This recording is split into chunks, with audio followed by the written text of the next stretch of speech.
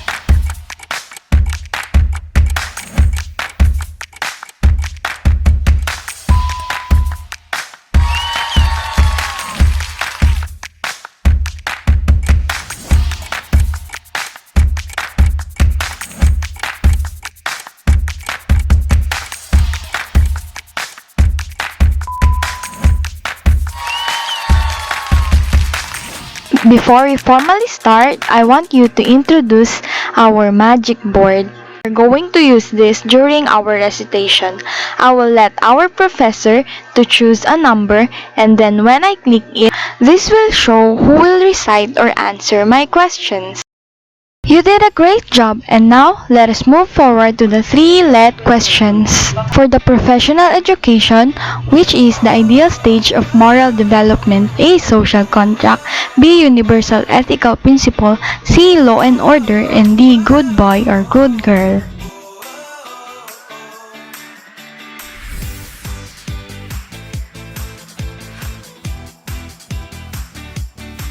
So in number 1, the answer is letter B, the universal ethical principle.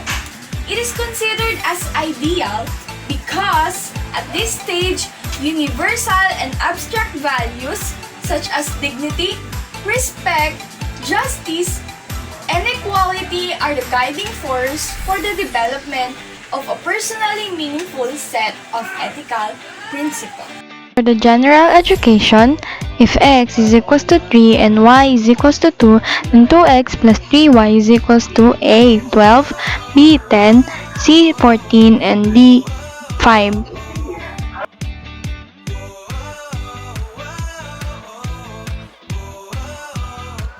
In number 2, the answer is letter A, which is 12. Because if x is equals to 3, then y is equals to 2, then 2x plus 3y is equals to 12. Let us first use the process of MDAS. All you need to do is to multiply those numbers in parentheses and then add it, and it will become 12. In physical education, with the weight of the body on one foot, hit the floor with the ball of the other foot, after which the left foot from the floor. This is the dance term called blank step. A. Close, B. Brush, C. Touch, and D. Slide.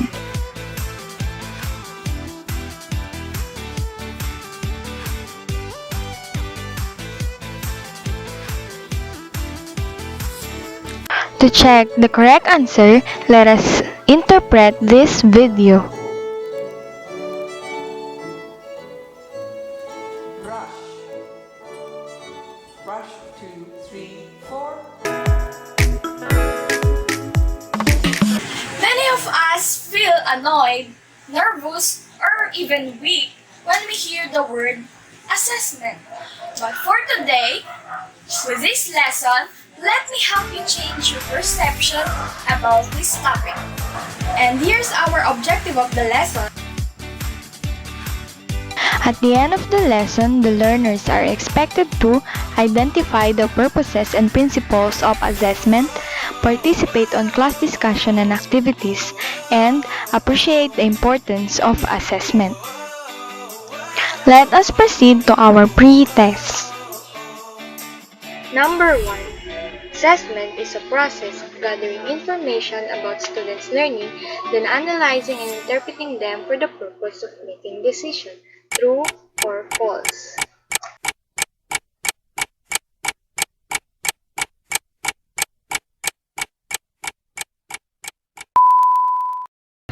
Number 2.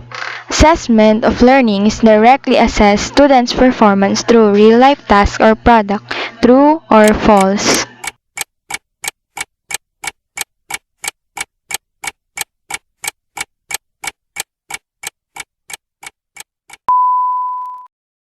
Number 3.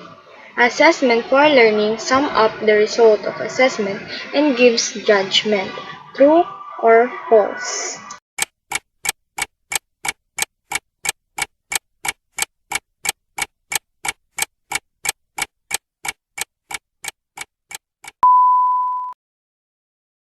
Number 4. Assessment can only be done at the end of the lesson.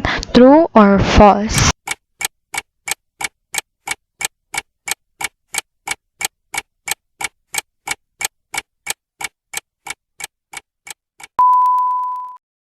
Number 5. Whatever can be done inside the classroom can be seen as a form of assessment.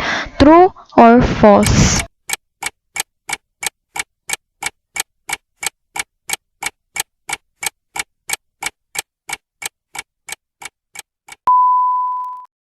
Number 6. Assessment should not allow learners to apply metacognitive skills. True or false?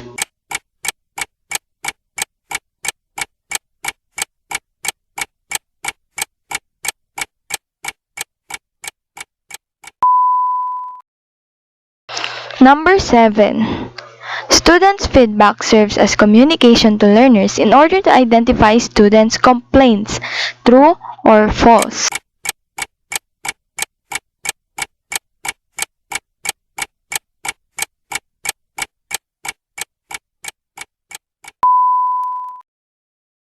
Number 8. Assessment can be a source of useful data in the field of educational research. True or false?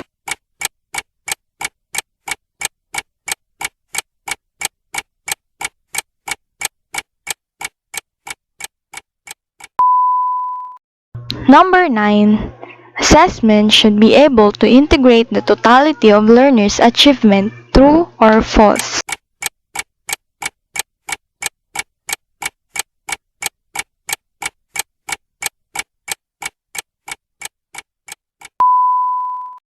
And number 10. Assessment should focus on the progress and achievements rather than failures. True or false?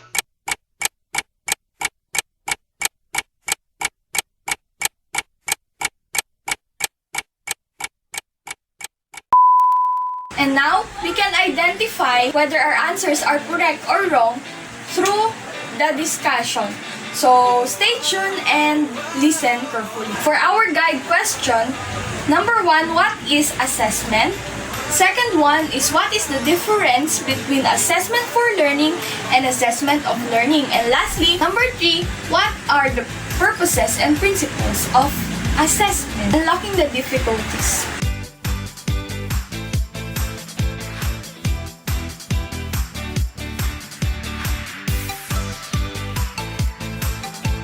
So let us now proceed to our lesson proper.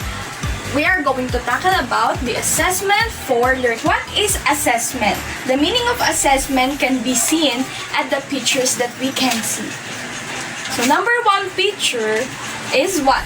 What do you think is the meaning of this? Okay? Next.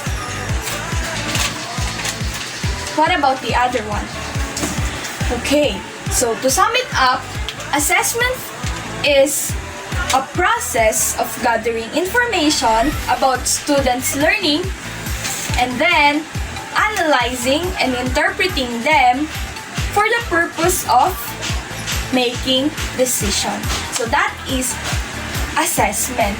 So assessment can be done at the beginning of the lesson, which is conducting a pre-test.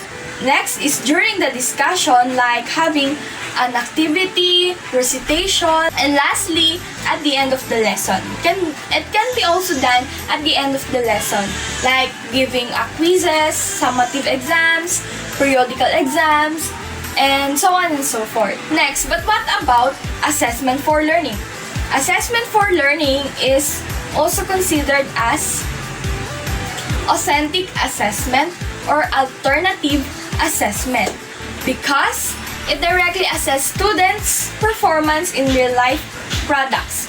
Like for example, we can assess a student through his or her own composition of poem, composition of a song, and even an essay. So what about assessment for learning versus assessment of learning? What is the difference between the two terminologies? For now, our lesson is assessment for learning. What is the difference of it between assessment of learning? So when we say assessment for learning, it is a part of teaching learning process, wherein upon the process of teaching and learning of a student, assessment can be done through it. While in assessment of learning, it can be done at the end of teaching learning process. Like for example, those activities that can be done at the end of the lesson, and especially the examinations, quizzes, and the like. But in assessment for learning, it directly assesses students' performances. Like what we have said a while ago, it happens during the process of teaching learning process. So it can be directly assess the performance of the student. In assessment of learning, it sums up the total result of assessment of the student. Since it is done at the end of the lesson, all of the assessment that has been done to the student were summed up and it gives a judgment to it. So, like for example, the result of the assessment of the student can be pass or fail. Something like that. And now, let us move forward to the purposes of assessment. So, when we say purpose, it is the reason why assessment exists in our education. So the number one purpose is, can you guess the picture? Okay, the number one purpose is diagnosis. So in diagnosis, it is called as pre-assessment. Why is it so? Because it determines students' special learning needs and also it identifies students' strengths and weaknesses. Through diagnosis, the teacher will identify the strengths and weaknesses of the student through pre-assessment. So, for example, is analysis of students' work. Like for example, the assignments, the quizzes, the projects, we can have a diagnosis of a student and we can identify through this the strength and weaknesses of the student. Another one is having an observation and anecdotal notes. Through observation, we can diagnose whether it is the strength of the student, what would be the attitude of the student, what would be his or her strength. And lastly, through interviews or checklists. So through this, it is a big help for a teacher to know his or her previous records. So through this, we can also have a diagnosis about our students. And we can assess them even though we are not yet having an interaction within them. The second one is about, can you guess what's the meaning of the picture? Okay, the second one is placement. In placement, it pertains to the best learning environment depending on the student's capacity or student's result of assessment. Like for example, conducting a pre-test. If the student got the high score, we can put him or her at the best teaching or learning environment where she can be belong. While on the other side, if the student failed or if the student got the low score, we can now have an intervention, put them on the best learning environment they can be in order for them to improve. Now, number 3 is, what about this one? Okay? Effectiveness of the program. So, in effectiveness of the program, it provides the data about the effectiveness of the curriculum or the program in meeting its goal. Like for example, through assessment, we can identify whether the program or the curriculum is effective on the student. The result of the assessment can be assessed, can be identify whether the curriculum is effective or not. For example, identifying the result of assessment through the student's performance. If the student has a great performance, then the curriculum or the program is effective to them. If it is failed, then the curriculum or program isn't effective. The fourth purpose is students' feedback. It serves as communication to the learner in order to identify their strengths or weaknesses. Like for example, the result of examinations. We can communicate to the students on the results of their examinations. We can know if they learn a lot or they not. Next is through performance-based activities.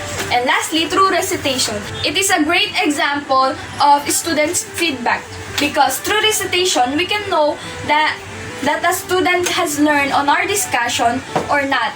And it is a two-way communication that a student can learn through a teacher and the teacher can learn through a student. And the fifth one is research. The number 5 purpose of assessment is research because assessment can be a source of useful data in the field of education because the result of assessment can be a source of data in order to conduct a research. Like for example, the results of the examinations, recitations, and even performances. So let us review the 5 purposes of assessment. Namely, number 1, diagnosis. Number 2, placement. Number 3, effectiveness of the program. Number 4, students' feedback. And lastly, the research. But let us also discuss the principles of assessment. The number 1 principle is assessment is a part of effective planning. So meaning, the results of assessment can be a part of effective planning. Like for example, through objectives. If we want to enhance the learning capability of a student because their assessment results were not that good, we're going to have it on our objectives of the lesson and even through the learning goals. The second one is assessment focuses on how the students learn. So as a teacher, we should understand the nature of learning of our students. Whether they learn visually, auditory, or any skills that our learners can have. The student should also be aware of how they are going to learn. And for example, the teaching strategies. As a teacher, we should have a teaching strategies for the learners to learn. And the techniques for the learners that we can use in order for them to learn, in order for them to adopt the lesson that we're going to discuss. And the third one is assessment is central to classroom practices. Whatever can be done inside the classroom can be considered as assessment. For example, a recitation, that is an example of assessment that will be done inside the classroom. For example, a performance like role playing, tableau, or whatever can be done inside the classroom. So the students' activities that can be done inside the classroom can measure their skills, can show their skills, capability, and the students' ability and understanding. The fourth one is assessment is a key professional skill because as a teacher, it is vital that we can acquire necessary knowledge, skills, and values about the entire assessment. As a teacher, we should know how to assess a student. How can we conduct an assessment to the student? Like for example, skills in observing and analyzing. Next is giving feedback to the learner.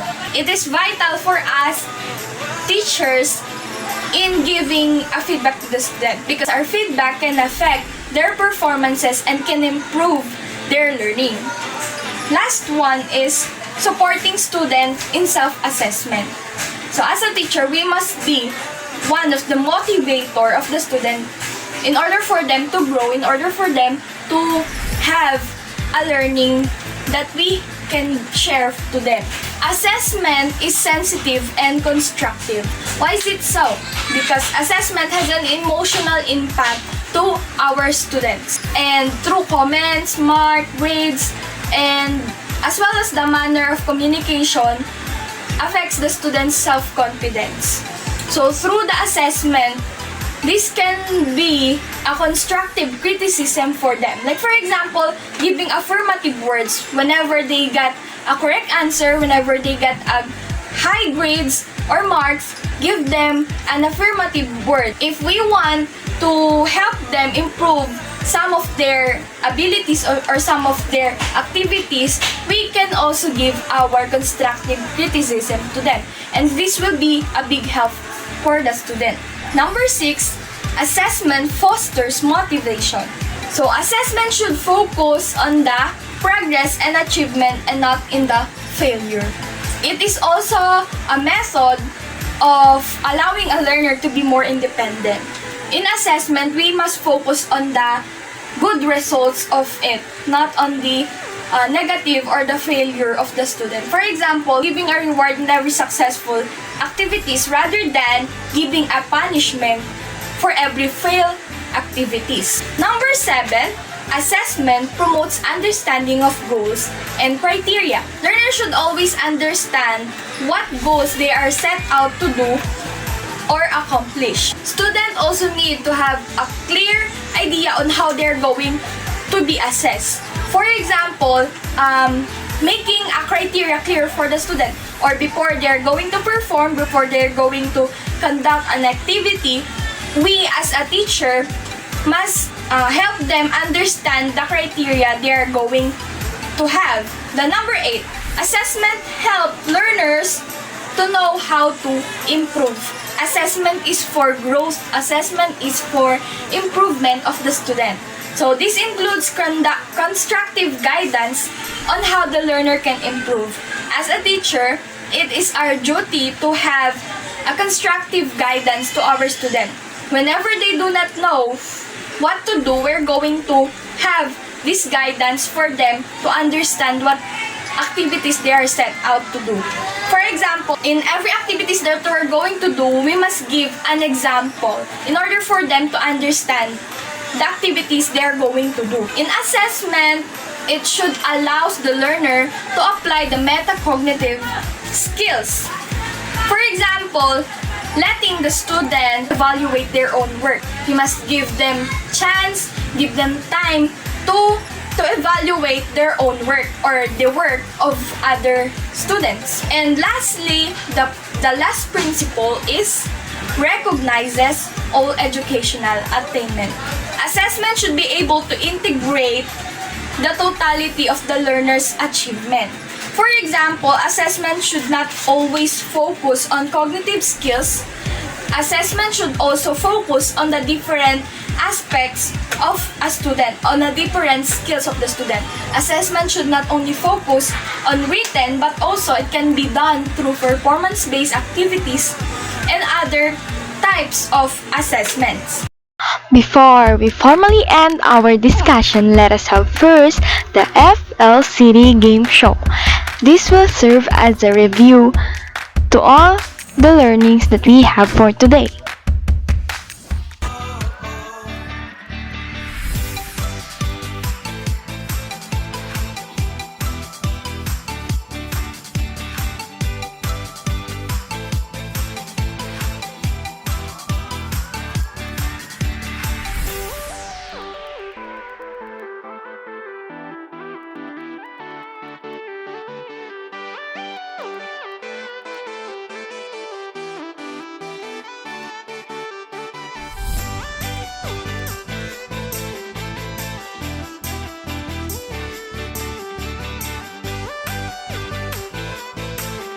For our last activity, you have to take a selfie with a caption of hashtag that will answer this question, how does assessment helps you? And see the example above. Before I end this lesson, I just want to give a generalization about this topic. A student is like a plant. It grows with the learning and at the same time with the assessment. So assessment helps the students and the learner to improve and grow in the learning. And that's all for today. Thank you for listening.